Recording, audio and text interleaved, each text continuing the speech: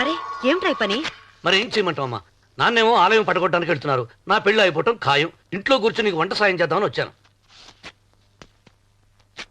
అన్నయ్య, నువ్వే ఆయనకి ఏదో ఒకటి చెప్పి ఆలయం పడగొట్టకుండా చూడాలి. నేను మాత్రం ఏం చేయగలనమ్మా? వీడి పెళ్లి వరకు ఆలయం పడగొట్టకుండా ఉంటాను ప్రయత్నిస్తాను. ఆ తర్వాత వాడి దయ. అన్వర్, అయ్యా, బండి రెడీ చేయి. రావుడు,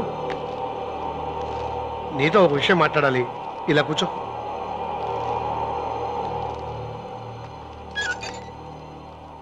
ఆలయం విషయంలో నీ పంత మానుకోవా? నిన్న జరిగింది మరచిపోను, నేడు జరగాల్సింది వాయిదా వేయను, రేపు జరగబోయేదాన్ని గురించి ఆలోచించను.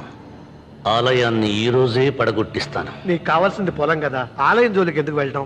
ఆ పొలం నాకు దక్కకుండా అడ్డుపడింది అమ్మవారి ఆలయమేగా. ఆలయాన్ని పడగొడితే ఆ పొలం నీదవుతుందా? అవుతుంది. ఆ సాంబశివరావు పొలాన్ని రాసింది ఆలయానికేగా. ముందు ఆలయాన్ని పడగొట్టించి, ఆలయమే లేదు కాబట్టి ఇక పొలం ఎందుకని ప్రశ్నించి అప్పుడు నా స్వాధీనం చేసుకుంటాను. కొడుకు పెళ్లికి తాంబూలాలు పుచ్చుకున్నావురా, 3 ముళ్ళు వేయించకుండా ఆలయం పడగొట్టాలని బయలుదేరుతున్నావు. ఇది ఏమన్నా ధర్మంగా ఉందా?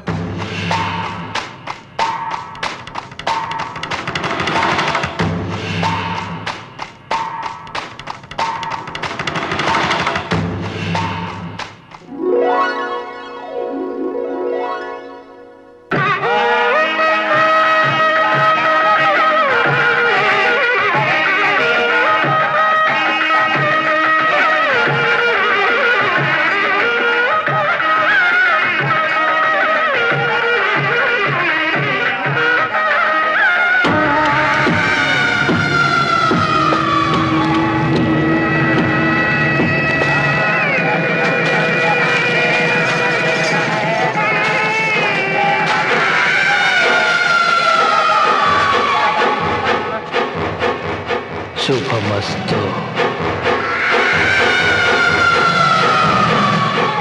నీకు మాత్రం అస్తమస్తు.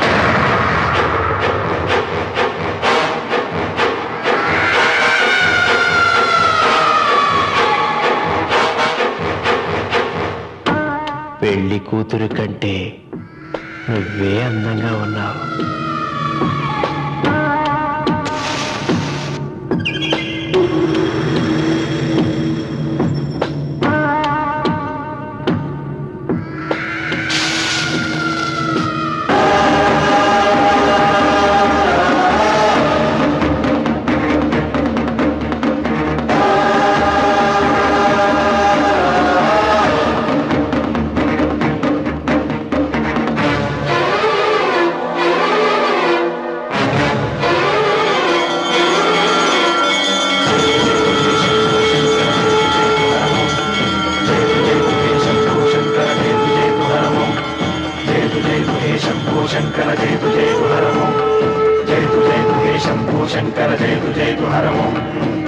नागेन्द्रहाराय त्रिलोचनाय तस्माङ्गरागाय महेश्वराय नागेन्द्रहाराय त्रिलोचनाय तस्माङ्गरागाय महेश्वराय नित्याय शुद्धाय दिगम्बराय तस्मै नकाराय नमः शिवाय जयतु जयतु हे शम्भो शङ्कर जयतु जयतु हर ओं जयतु जयतु हे शम्भो शङ्कर जयतु जयतु हर ओं जयतु जयतु हे शम्भो शङ्कर जयतु जयतु हर ओं.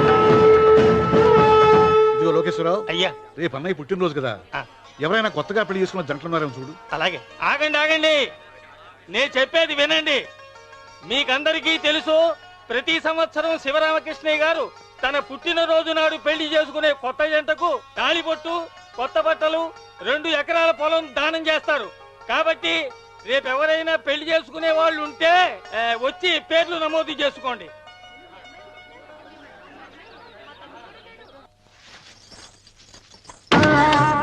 పర్వాలేదులే, భగవంతుడు చల్లగా చూసుంటే శోభనం గదిలో నీ కొంగుముడి విప్పాల్సిన వాణ్ణి.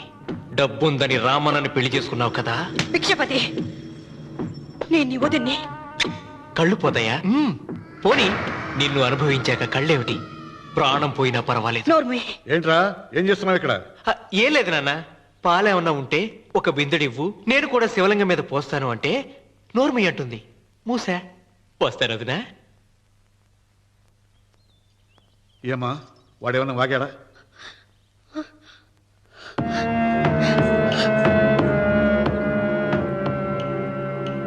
రే భిక్షపతి! అవును, అసహ్యంగా చండాలంగా వాగాను. చంపుతావా? చంపు. మీ తాత ముత్తాతలు జంతువులు చంపితే నువ్వు నన్ను చంపు. చంపి నా తల కూడా గుమ్మానికి వేలాడగట్టు. ఇదిగో, పుట్టినప్పటి నుంచి సీత నా భార్య అనుకున్నాను, ఆరాధించాను.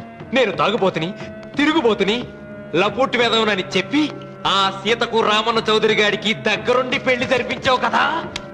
వాళ్ళ కాపురం కూల్చే వరకు నాకు మనశ్శాంతి ఉండదు. సీతని కట్టబెడితే పీటల మీద విషం దాకా చచ్చిపోతుందని బంగారు లాంటి రామునికిచ్చి పెళ్లి చేయించానురా. వెంటనే నీ పద్ధతి మార్చుకోకపోతే నువ్వు తినే అన్నంలో విషం కలిపి తప్పేస్తాను రా వెధవా. వద్దు నాన్న, వద్దు. ఈ చెప్పు దెబ్బ ఎప్పుడో కొట్టుంటే బాగుపడి ఉండేవాడిని. నాన్న, నీ మీదొట్టు ఇంకెప్పుడు తప్పు చెయ్యను నాన్న, తప్పు చెయ్యను. నన్ను క్షమించు నాన్న. ఏర్పాట్లన్నీ పూర్తయ్యాయా? అది ఏమైంది లోకేశ్వరరావు?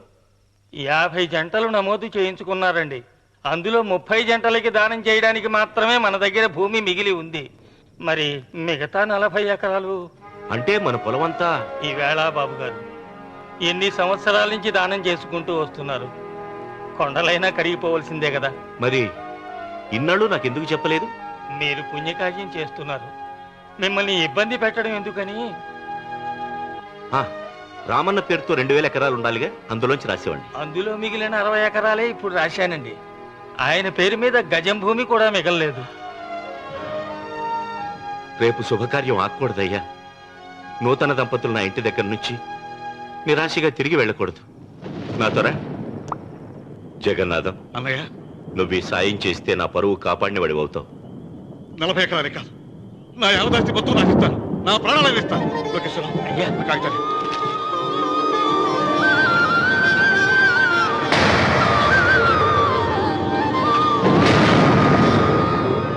మీ కుటుంబం 10 కాళ్ళ పాటు చల్లగా ఉండాలయ్యా.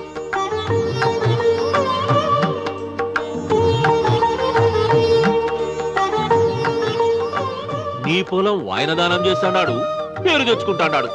ఇంకా నీకే మిగులుతాది, గబ్బు లేచిపోతావు. తొందర పడకు, చూస్తావుగా. ఒరే రాముడు, ఈ భోజనాల కార్యక్రమం చూస్తుంటే నాకు తిరుపతి దేవస్థానం గుర్తుకొస్తోందిరా. నువ్వైనా చెప్పొచ్చు కదా మీ నాన్నకి, ఈ దానాలకు అంతే లేదా? ఎదుటివాడికి ఇంత పెట్టడంలో ఆయన ఆత్మసంతృప్తి పొందుతున్నారు. ఆ పుణ్యమే ఆయన నిండు నూరేడు బతికిస్తుంది. నువ్వు అన్నం వడ్డించు. ఇదంతా నీ పుణ్యమేరా. అంత మాటలు కదయ్య. హర హర మహదేవ్ శంభో శంకర. ఓం నమః శివాయ. పెదనాన్న, ఏం బాబు? పెదనాన్న, నాన్న. ఏమిట్రా? నాన్న నోరు. ఏమిటో చెప్పరా? మా నాన్న నోరు తెరిచి నిన్ను అడగలేక నాకు దస్తావేజీలు ఇచ్చి పంపించాడు. దేనికి? మీరు మా దగ్గర తీసుకున్న పొలానికి గాను రుణపత్రం రాయించుకు రమ్మన్నాడు.